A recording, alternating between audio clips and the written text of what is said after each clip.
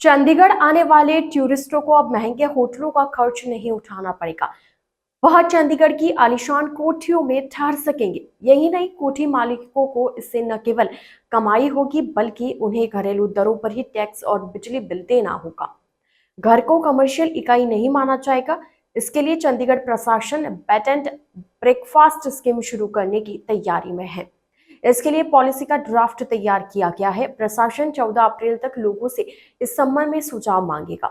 इसके बाद मंजूरी मिलने पर इस योजना को लागू किया जाएगा। पॉलिसी के ड्राफ्ट में घर के साइज को लेकर कोई खास शर्त नहीं रखी गई है।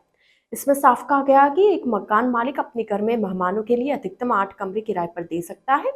घर पूरी तरह से रिहायशी होना चाहिए या बाहर से बिल्कुल सामान्य मकान जैसा ही दिखना चाहिए। मकान छोटा हो या बड़ा हो, हर बेडरूम के साथ अटैच्ड बाथरूम होना जरूरी है। उसमें वेस्टर्न टॉयलेट होना चाहिए। इसके अलावा घर के अंदर या आसपास मेहमानों के लिए पर्याप्त पार्किंग की सुविधा होनी चाहिए और कमरों में हवा और रोशनी का अच्छा इंतजाम भी होना चाहिए। कमरे में मेहमानों के लिए जरूरी और आरामदायक फर्नीचर होना चाहिए। एक कमरे में अधिकतम 2 बेड रखे जा सकते हैं, लेकिन साथ आए बच्चों के लिए अतिरिक्त बेड की व्यवस्था की जा सकती है। कमरा पूरी तरह से साफ सुथरा, रहने लायक और अच्छी मरम्मत की स्थिति में होना चाहिए। साथ ही आग से सुरक्षा के सभी जरूरी नियमों का पालन करना भी अनिवार्य है। मकान मालिक को मेहमानों को दी जाने वाली सुविधाओं और उनके किराए की सूची साफ तौर पर प्रदर्शित करनी होगी। 5 नियम तोड़ने पर एक्शन भी होगा। घर बाहर से एक सामान्य रिहायशी घर जैसा ही दिखना चाहिए। यहाँ किसी भी प्रकार का फ्रंट ऑफिस या व्यावसायिक काउंटर नहीं बनाया जा सकता।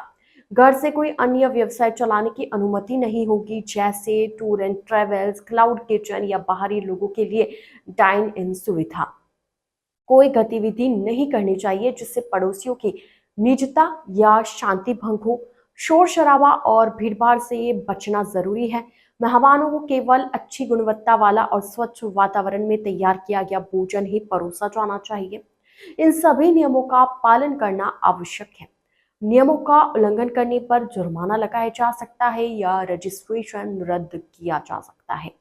जो मकान मालिक अपने घर को इस योजना के तहत रजिस्ट्रेशन करना चाहते हैं, उन्हें निर्धारित अथॉरिटी के पास एक निर्धारित फॉर्म और आवश्यक रजिस्ट्रेशन फीस के साथ आवेदन करना होगा।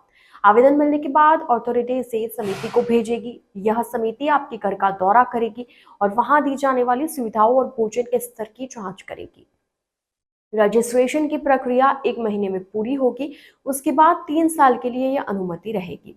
अगर कोई मकान मालिक नियमों का उल्लंघन करता है, गलत जानकारी देता है या मेहमानों को तय सुविधाएं नहीं देता, तो उस पर 5,000 से लेकर 20,000 तक का जुर्माना लगाया जा सकता है। इसके अलावा यदि मालिक किसी आपराधिक मामले में दोषी पाया जाता है या बार बार नियमों की अनदेखी करता है, तो उसका पंजीकरण रद्द भी किया जा सकता है।